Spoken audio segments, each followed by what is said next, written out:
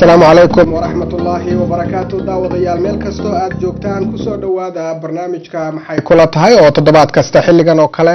aad si toos ah uga socotaan telefishinka Universal Studio uu ku leeyahay magaalada tan London isla markaana aan ugu talagalay in inta badan barnaamijka ay dadweynuhu isku dhaafsadaan aragtida ay ka qabaan qodobada aan ku soo qaadano sida aad la wada socotaan shalay waxa magaalada Muqdisho ka furmay shirkii odayaasha dhaqanka ee guud ahaan ka yimid gobolada dalka Soomaaliya kulankaasina waxa uu ahaa mid guud ahaan lagu gorfeynayo sida loogu baahan yahay in odayaasha dhaqanku ay u soo xulaan ergooyinka ansixin doona dastuurka qabyada ah ee la doonayo in dalka Soomaaliya uu yeesho mustaqbalka sidoo kale odayaashu waxa doorkooda uu noqon doonaa xulitaanka mudanayaasha baarlamaanka ee tiradooda la koobay ee la doonayo inay iyana u soo gudbaan dawladda dhismi doonta bisha August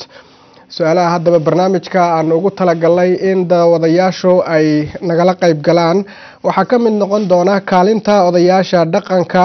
loo igmaday sida ay idinla muuqato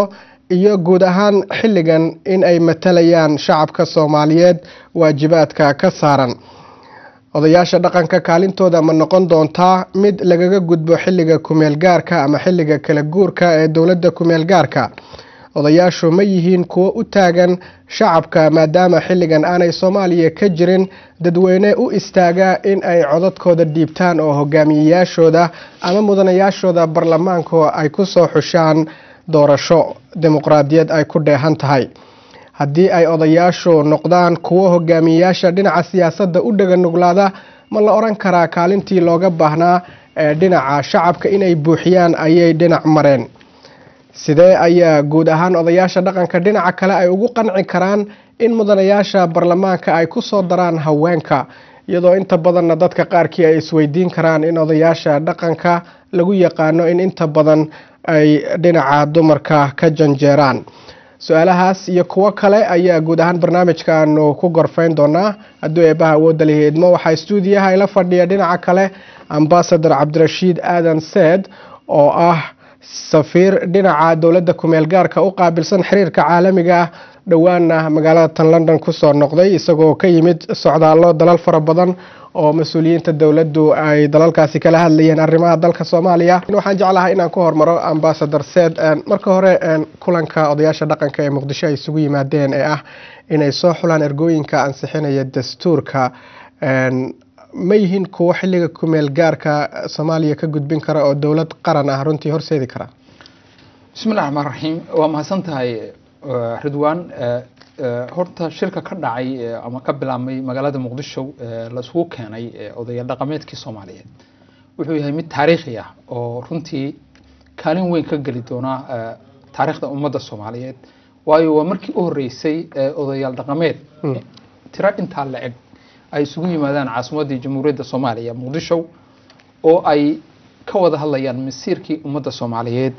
sidaan ogsoonahay muddo dheer ayaa laga shaqeynayay in dadka Soomaalida la soo keena gaar ahaan odayaasha dhaqanka oo muhiim u ah ama waxa la oran karo oo kaliya oo ka haray fabrigii ama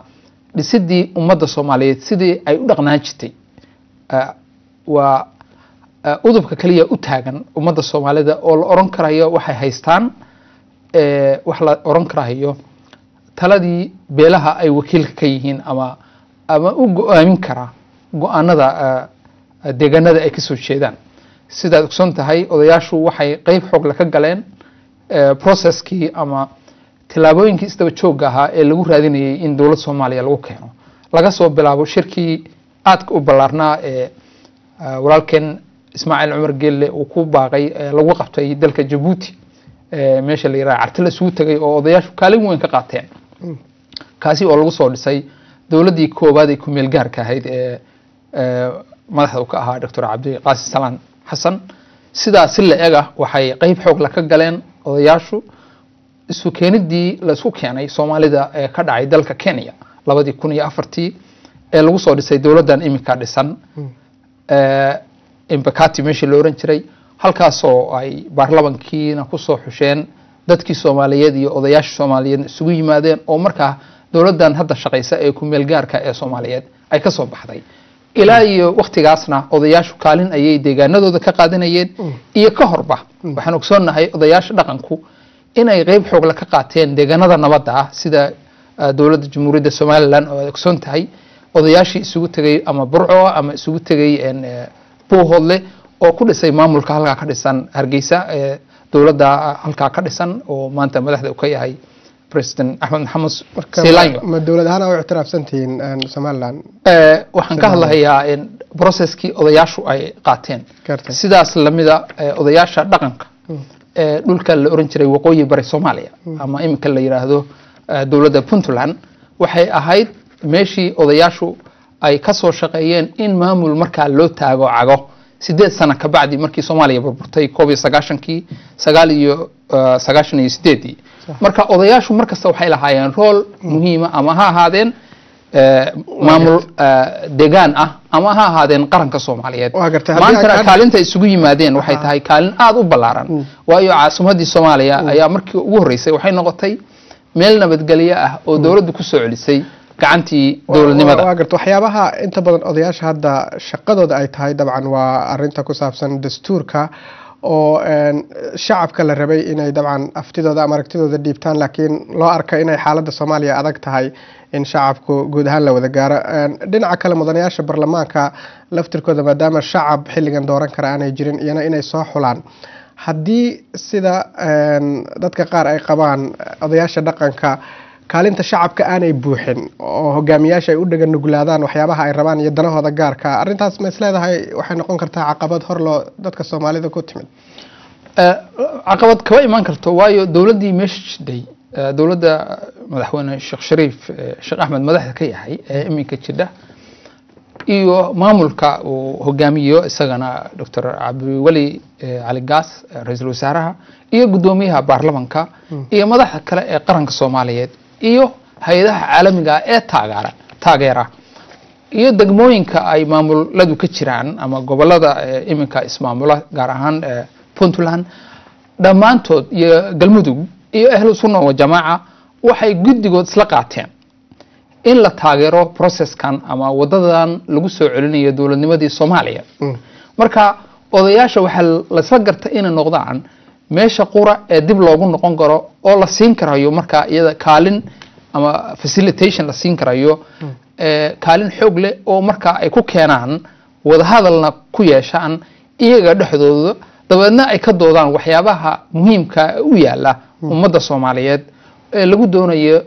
kow in dawladnimadii Soomaaliya lagu buuxiyo ama laga baxo hanaankan aad ogsoon tahay dhibaatada weyn ummadda Soomaaliyeed inay gudo iyo dibadba ka haysato hanaanka ku meel gaarka ah iyo isla markaana in la helo sida adugu ka sharqalmisay mudanayaal baarlamaan oo ka kooban 225 kaasi oo cid keeni karta oo kale maanta wada kale la waayay oo aan ahayn beelaha Soomaalida in ay odayaal ka socda oo la tashanaya waxgaradkoodii ay raadiyaan xubno waxgarad ah oo markaa horseedi kara dawlad rasmi oo Soomaaliya yeelato sababta la isugu keenay Soomaalida iyo shayuhuna raalli oga yihiin in odayaashaas kaalinta qaataan oo waliba caasimadii Soomaaliya ee dalka aan la tagin la isugu yimaado waa taa iyada aad baa ma santaa ambassador waa ku soo noqon doona khadadka taleefanada aan fursado siiyo dabcan sida barnaamijka alaaba ay uga qayb galaan hello assalamu alaykum wa alaykum salaam wa rahmatullahi wa barakatuh magacaaga walaal Ridwan Mahmoud Hinda Haj xagee joogtaa Kenya ay ku soo dhaw barnaamijka dabcan odayaasha dhaqanka waxyaabaha xilligan ay qaban doonaan waxa kamid ah inay xulaan ergooyinka ansixin doona dastuurka iyo in mudanayaal baarlamaan ay suubiyaan ama ay soo xulaan si Soomaaliya looga saaro xilliga dheer ee ku meel gaarnimada oo loo helo dawlad rasmi ah waa maxay fikirka arintaas aad adiga ka qabto wallahi Ridwan horta ku salaamaya adiga iyo professorka in salaamaya waasantahay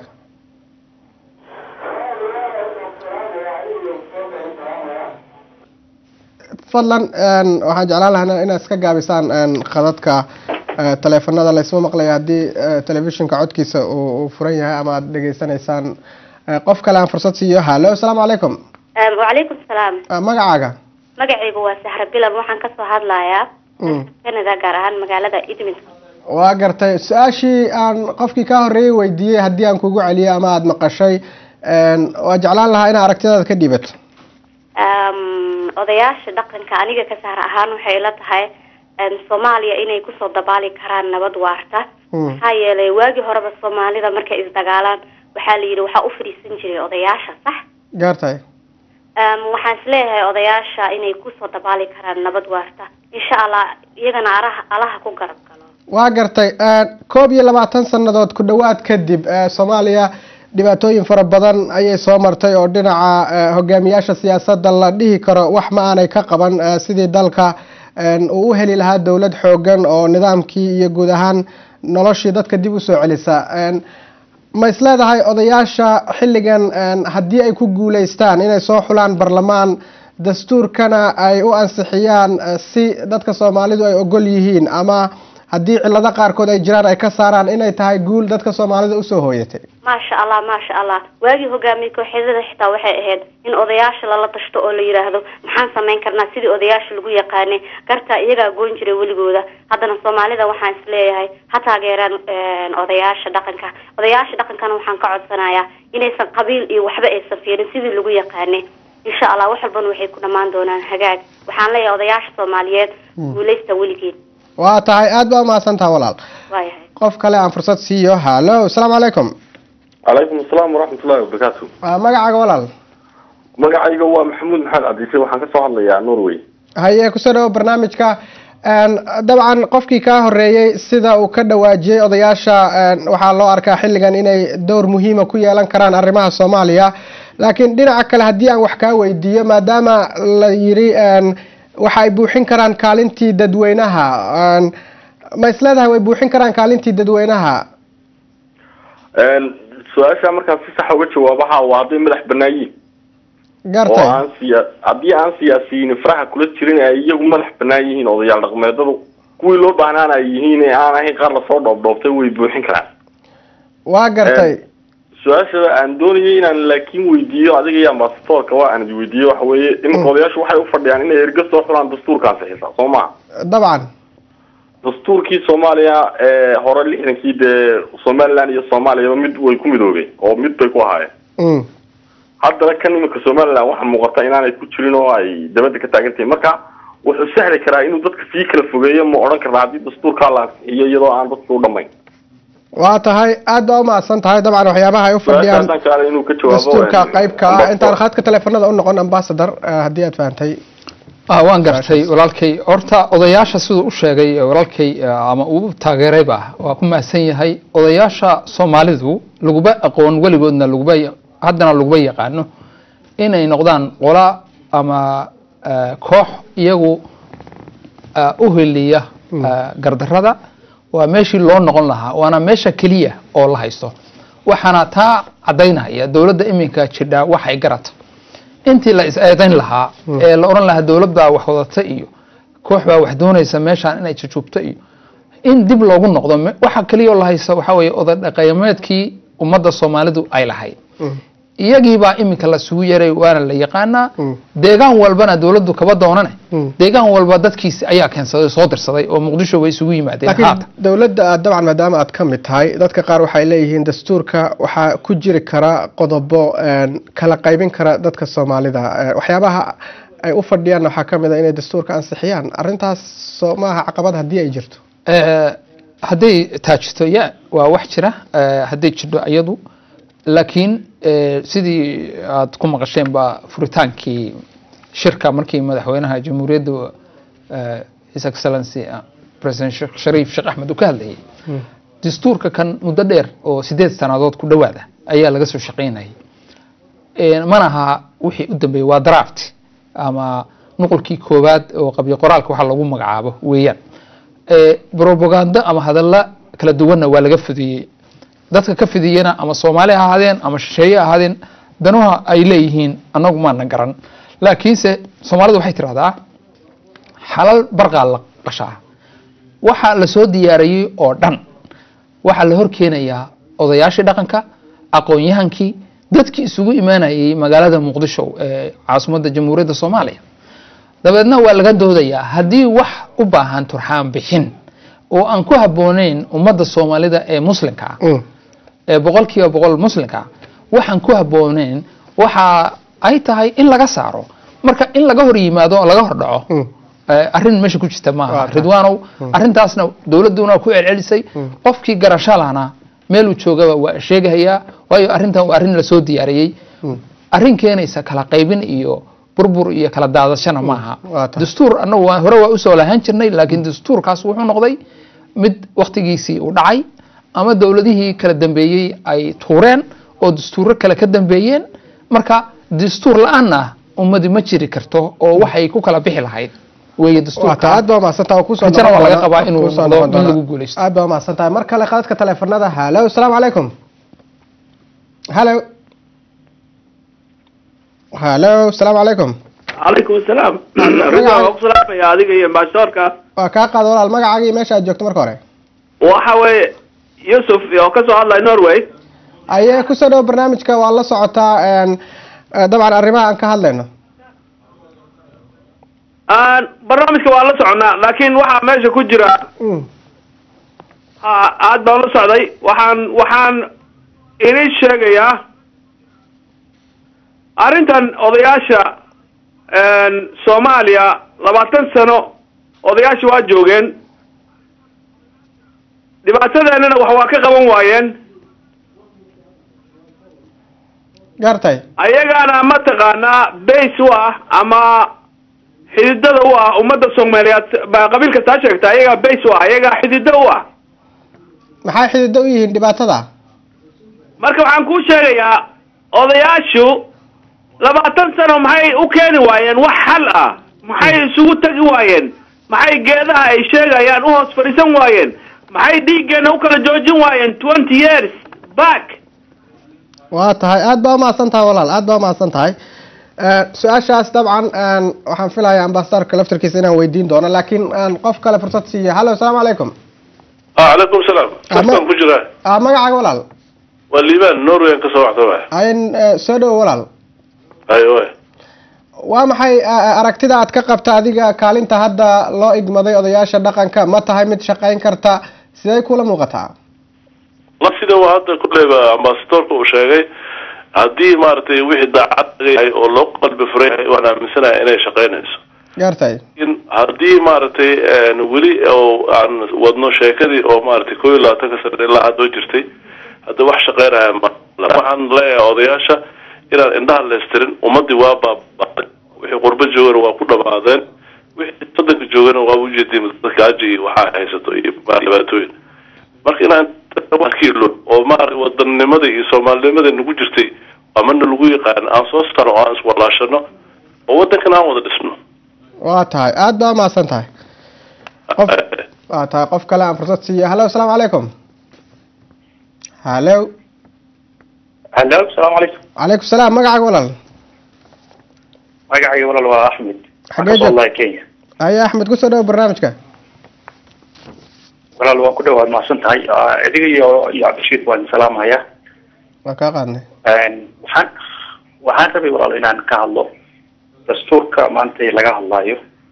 iyo odayaasha loo magacaabay inay dastuurka wax ka qabtaan way fiicnaan lahayd in odayaashu wax ka qaban karaan laakiin adiga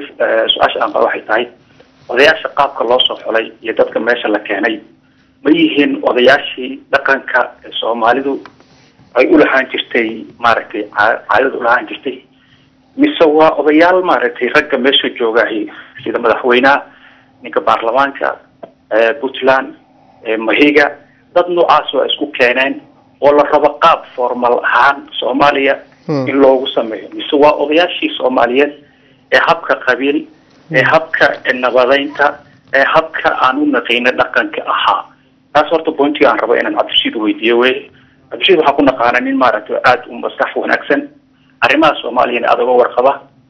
waxaan u sheegayaa maanta waxa wadalada waxyaabaha uu ku hadlayo maanta oo maaragtay arrimahaas uu ka hadlayo sidoo asoo fikradan uu arko inay si khaldan tahay sida xaqiiqada runta ay tahay Soomaaliya dadka maanta loo dhiibay maamulaha yahay iyaga la sii maamulaa wixii loo soo dhiibayna ayayna keenaan Soomaaliya waxa ku mahmada qofka u shaado dhiibanta karta ka qaada qofka u shaado ka qaada karto waa gartay laakiin haddii aan dhowr su'aalood ku weydiiyo dabcan dad badan waxa ay soo dhaweynayaan in markii ugu horeysay odayaasha dhaqanka ay isku yimaadeen oo magaalo Soomaaliyeed ay isugu yimaadeen oo caasimadii ah maxaa keenay shakiga aad qabtay ah in dad ajnabi ay ka dambeeyaan hawlahan iyadoo aan ognahay in dad Soomaali ay wadaan wallahi wala waxa ku tahay Soomaaliya waxa ku dheeraysanahay Soomaaliya waxa ka jira Soomaali ma wado qof baa wada qof walbana cid baa daba taagan cid walbana cid baa soo akhrisa 22 sano Soomaaliya dhibaato ku jirta odayaashu waxba kama ay qabanin sababtoo ah dad kale ka awood badan ayaa Soomaaliya gacanta kula jira waa gartaa hadii dhinaca kale Soomaaliya ka soconay hadii dhinaca kale aan u dhigo shaki kuma jiro in Soomaaliya xaaladeeda ay dawlado fara badan oo caalamka ay ku howleeyeen sidii wax looga qaban lahaa qaarkoodna ay tilmaameen in dhibaatooyinka mararka qaarkood ay saameyn ku yeelan karto haddii ay tahay dhinaca amniga sida burcadbadeed oo kale ama argagixisada oo kale maxaa diidan adiga kula tahay in dawladaha caalamka ay garab istaagaan dawladda Soomaaliya oo mararka qaarkood ay kala taliyaan waxyaabaha loo baahan yahay in wax laga qabto warta horta dawlad shisheeye waan u baahanahay dawladaha waaweyn baa isku baahan macadalay anagoo maanta dhibaatada wadamada adduunka ugu liita laakiin anigu waxaan ka hadlayaa positionka dadka dawladaha dawladdu awoodda influence-ga ay ku leeyihiin Soomaaliya dadka Soomaalida wixii ka soo baxa badankood looma saarin karo sababtoo ay dadkii baa waxay yihiin dad hab kasta laga xukumo dhaqaalihi baa laga xukumaa wax oo maaragtay sharciyad baa laga xukumaa hadalkii baa laga xukumaa ninkii hadalkooda hadda road mapka waxa la yiri sida la rabo qofkii u sameyn waaya waxa weeye waxa loo soo doonaa dambiil nimanka hadda dastuurka loo magacaabay waxay ku qasbayeen dastuurka hadda loo keenay inay qaataan aad baa maasan tahay aad baa maasan tahay walaal qof kale intaan khadka taleefanka siinin qofkii horena ambassador waxa uu tilmaamay in ay tahay su'aal la isweydiin karo waxyaabaha odayaashu ay isugu iman waayeen muddo dheer oo dalka dhibaato uu ku jiray qofkii ugu dambeeyay dabcan waxa uu muujinayaa in ay jiraan ama ay jiri karaanba faragelin mararka qaarkood banaanka ah ama hay'adaha caalamiga ah ama dawladaha dariska ahaadaan oo shirkan aan daacad laga ahayn arintaas dawladaha say aragtaan waa wax jira warka uu sheegay walaalkay ama inankii kale ka horeeyay uu tilmaamay sababta odayaashu dhaqanku isugu imaan waayeen hadda ka hor guud ahaan marka laga hadlayo Soomaaliya waa sabab jiray waayo dalkii dhibaato ku jiray colaad baa ka jiray meelaha qaarkood la isugu imaan karin caasimadii jamhuuriyadda oo ah maanta meesha la isugu yimidna suuragal ma ahayn meesha kaliya dadka Soomaalida kulminaysay waxay ahayd halkaas ay ahayd laakiin waxaan u sheegayaa ama dadka dhageysanaya aan u tilmaamayaa in ay jireenba markasta dad isu imaanayay oo ama deegaanadooda odayaal dhaqan ka samaysanayay maamulo ama nabadgelyo ka samaysanayay laakiin hore looba helin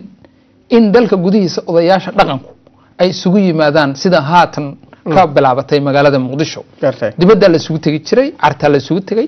waxa la isugu tagay Imbakati oo Kenya ahayd laakiin maanta fursad weyn ayay noqotay in odayaashii dhaqanka oo aan ogsoonahay inay is wada yaqaanaan dad dhaqan iyo xiriir iyo qarniyaal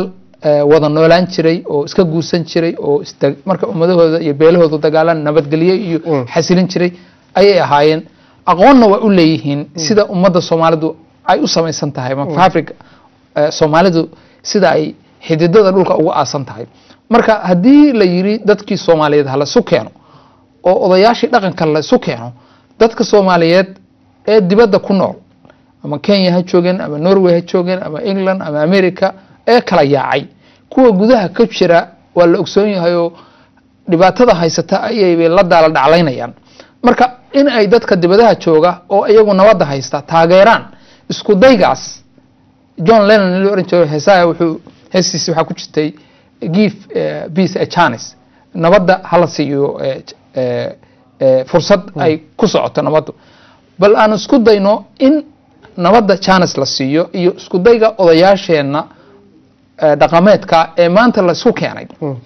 ee Muqdisho jooga la isku keeno marka si ay uga baaran degaan arinta maanta dalkeeni uu ka taagan yahay ama ka dhisaalan waxa kale oo jira dawladda meesha imika joogta waxay faraha kala baxday in ay iyadu processkii ama soo xulashada ahaato ama barnaamijkii socon lahaa ee dawlad kale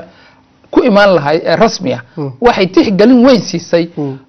sida kaliya maadaama dalkii aan laga samayn karin afti dadweyne oo dadweynaha ama doorasho la gelin karin ama dastuurka loo codayn karin in bal dadka la oran karayo ala aqal waxay leeyihiin kalsooni beelahooda iyo deegaanadooda la isu keeno kuwaasna way kuwa imika ka baradagaya ragga hadda horboodaya marka la eego ama dhinaca dawladda ha ahaadaan ama maamulada ha ahaadaan ama si guud aan u niraahno raggii saxiixayaasha ahaa arinta road mapka ama qorshaha kala guurka dadka qaar waxa ay leeyihiin baarlamaanka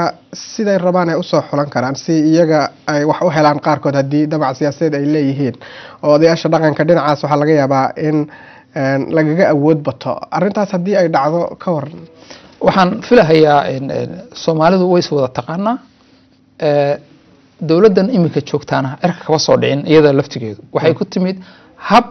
laftigeedu waxay ku timid odayaashaas ama waqtigii carta ay ku keeneen ama waqtigii imbakati ay ku keeneen marka dawladda laftigeeda waa sida ku dhisnayd oo odayaasha laftigooda qaybaha kala duwan soo siiyay laakiin waxay tan kaga duwan tahay wadanka gudihiisa ta waxay kaga duwan tahay wadankii gudihiisa ayay ka dhacaysaa odayaashuna kumeel gaarkan waa laga baxaya dabcan de kumeel gaarku waa waxa ugu daran ba waxa loo qabsan waayay dadku waxay Soomaalidu inay ogaataa loo baahan yahay waxa Soomaaliya wax looga qaban waayay bal misalan ba ciidamada ajnabiga waxyaabaha nagu kalifay inaan ciidamo u yeerano oo wadankeena ay joogaan ciidamo ajnabiga oo wadamo Afrikaan oo walaalaheena ka yimid waxay tahay dawladii Soomaaliya ayaa waxa loo haystaa dawlad kala dhantaalan oo aan buuxin qaramada midoobay markaan u tagnay cunaqabateynta security council markii la weydiistay kulli madaxda dawladda waxa ka hor yimid caqabad ah dawlad rasmi ah ma tihdin cunaqabateynna la idin kaba qaadi karo dawlad rasmi ah markay noo lalato waxaanu heli karnaa heshiisyo aan la galno dalalka caalamiga ah taageerano heli karnaa cunaqabateynta iyo waan laga qaadi karaa markaasaan ciidamadii qaranka Soomaaliyeed iyo booliiska Soomaaliyeed dadka Soomaaliyeed marar fara badan ka hadlaan maxaa ciidankii qaranka loo sameyn waayay haddaan dawlad rasmi ah la dhisin ciidan qaran laba heli karo aad baa mahadsan tahay mar kale khadadka teleefanada aan fursad siiyo hello assalaamu calaykum hello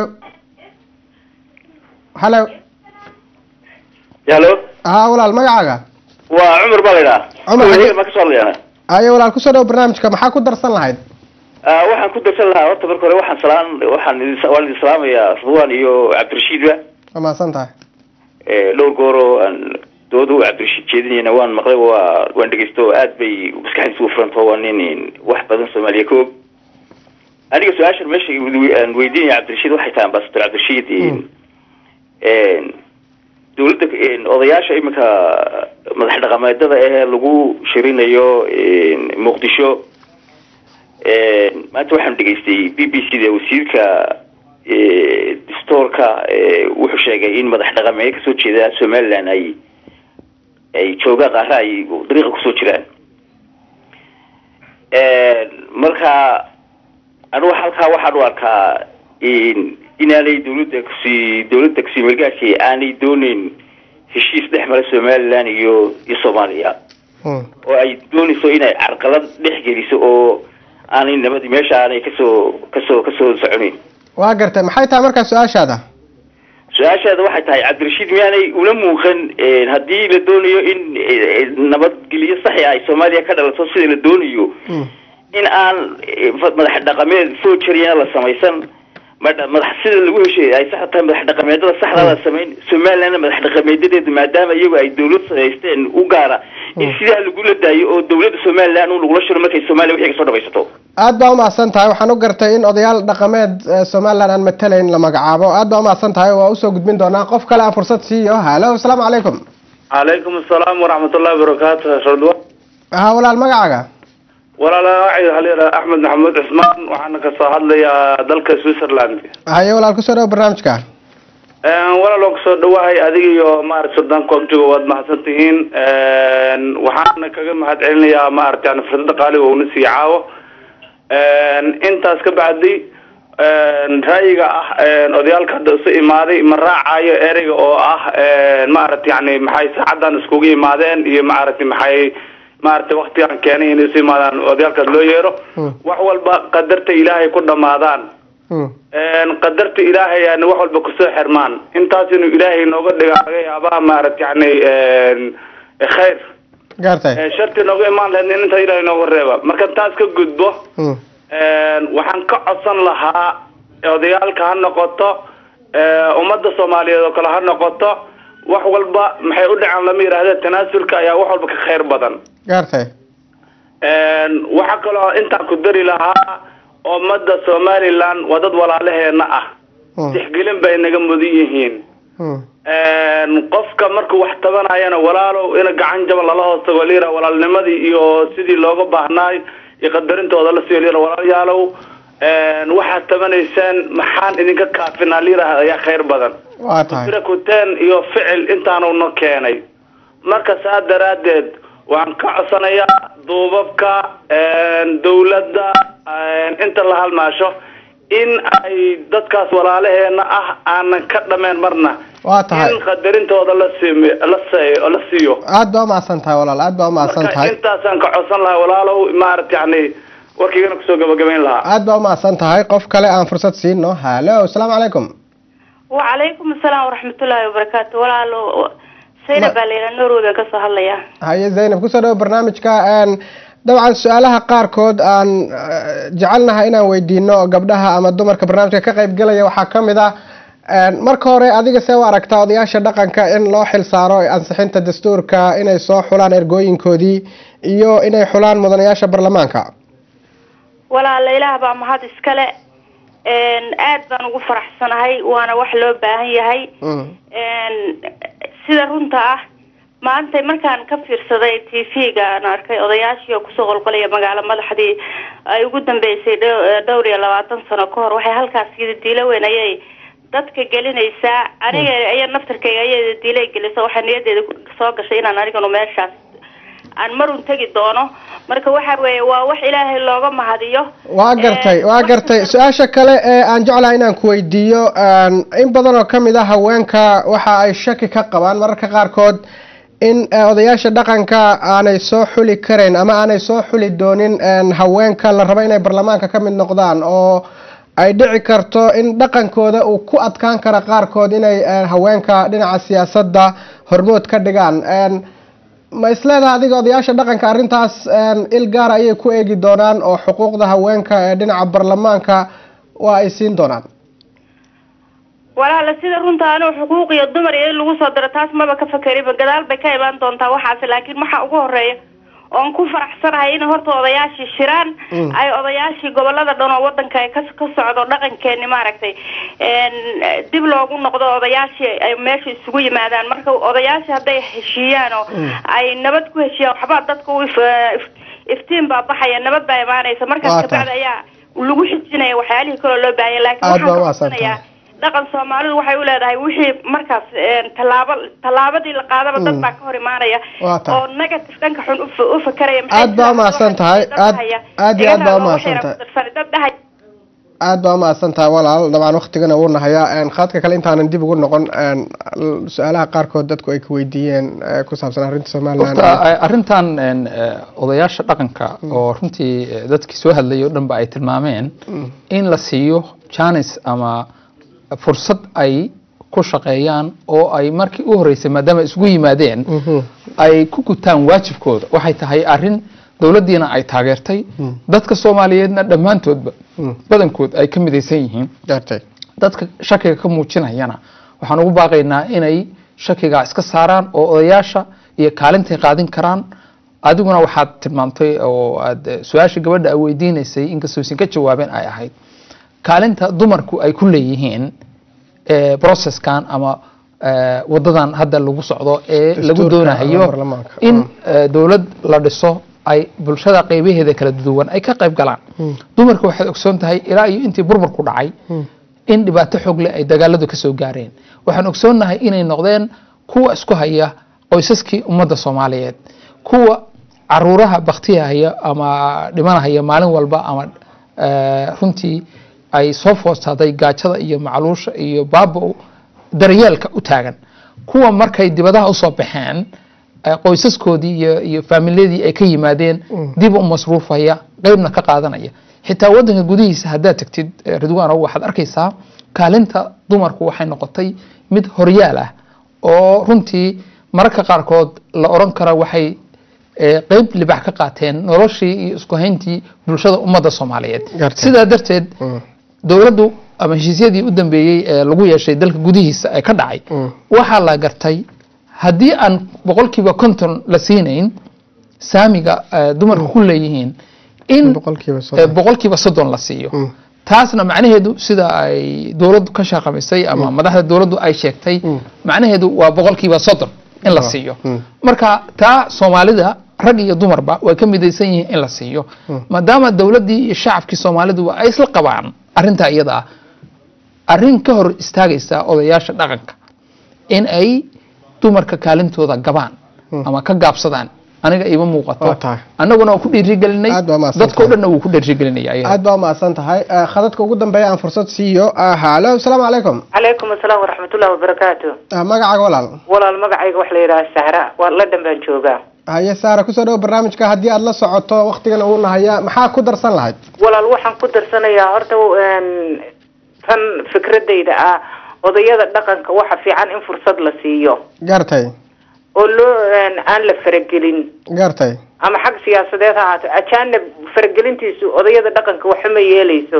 laakiin ayna dawladdu faragelin maadaama safiirkii kula fadhiyo gartay taasi waa fikradayda mid kalaan qaba oo haddana halkan su'aal la idinka weydiiyay Somaliland way ka maqan tahay shirka Somaliland wadan ballaaran weeye burciya Hargeysa ka maqan khaatimo way joogtaa bariga Sanaagna wuu joogaa kalsooni bayna ku yimaadeen dadkoodu soo dirsaday marka ma aha in ama TV-giina ama dadka shacabka uu yiraahdo Somaliland shirka way ka maqan tahay safiirka marka su'aalaha la weydiinayna isaga dadkii afhayeen oo wakiilka ummadda Soomaaliyeed marka ma waxa ula jeedaa odayaasha dhaqanka qaarkood ka yimid Somaliland shirka ayay joogaan odayada waxa jooga Khaatumo State of Somalia Sool iyo Sanaag iyo Cayn marka Khaatumo inay Somaliland ka tirsan tahay miyaa aaminsantaa adiga ana bada ku og inay joogaan oo fadhiyaan waa tahay dabcan aad baa maasan tahay inkastoo ma safiirkan doonaya inaan kelmad ku idhaahdo fakarkaaga ku soo koob dabcan haye fakarkaygan ku soo koob wax kale kuma oranayo bariga Sanaag suldaankii warsangeli baa fadhiya ma aha in la yiraahdo Somaliland ma joogto burciya Hargeysa ka maqan waa tahay aad baa maasan tahay marka la weydiinayo waa inuu ila dadkii isaga wakiilka uga jawaaba sida xaqiiqadu tahay aad baa maasan tahay qof kale aan fursad siino halo assalaamu calaykum halo assalaamu calaykum calaykum salaam magacayga Faadumo xagee joogtaa Faadumo London haye soo koob adiga aragtidaada odayaasha dhaqanka marxaladda adag ee dalka Soomaaliya uu ku jiro ma kula muuqataa inay ka saari karaan oo ay ka gudbin karaan dadka dhibaatada dheer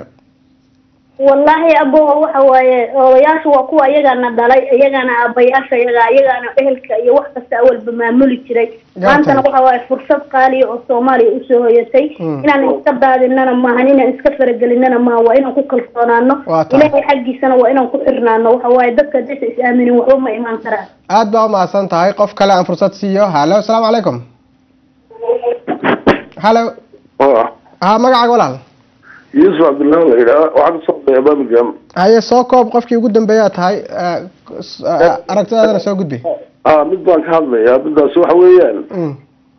Soomaaliya waa jeclayna wuxuu hayaan laakiin Soomaaliya iska dayso faragelinta Somaliland ay falataysanayso odayaasha qaar.